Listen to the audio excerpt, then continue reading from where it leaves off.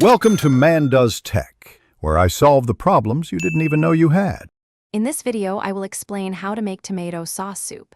First, select two 28-ounce cans of crushed tomatoes as they form the rich base. Next, prepare 1 medium onion, 2 cloves of garlic, and a handful of fresh basil.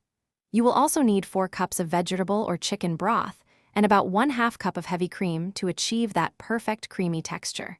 These foundational ingredients are key to a truly delicious soup.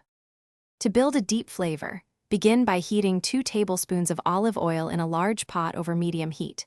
Add your finely diced onion and sauté it gently for about 5 to 7 minutes, until it becomes translucent and sweet. Then, stir in the minced garlic and cook for just 1 minute more, being careful not to burn it. A quick deglaze with a 1/4 cup of broth helps capture all those wonderful brown bits from the bottom of the pot. Now it is time to combine the main components. Pour in the 2 28-ounce cans of crushed tomatoes along with the remaining 3 3/4 cups of broth. Bring the soup to a gentle simmer, then reduce the heat to low, cover, and let it cook for at least 20 minutes. This allows the flavors to meld beautifully. For a silky texture, use an immersion blender directly in the pot until completely smooth. For the final, luxurious touch, stir in 1/2 cup of heavy cream until it is fully incorporated and the soup is wonderfully creamy. Taste and adjust the seasoning with salt and freshly ground black pepper as needed.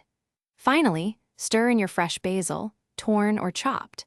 Serve this comforting tomato sauce soup hot, perhaps with a swirl of good olive oil and a sprinkle of grated Parmesan cheese. Enjoy your homemade masterpiece. Thanks for watching. If you found this helpful, don't forget to like and subscribe.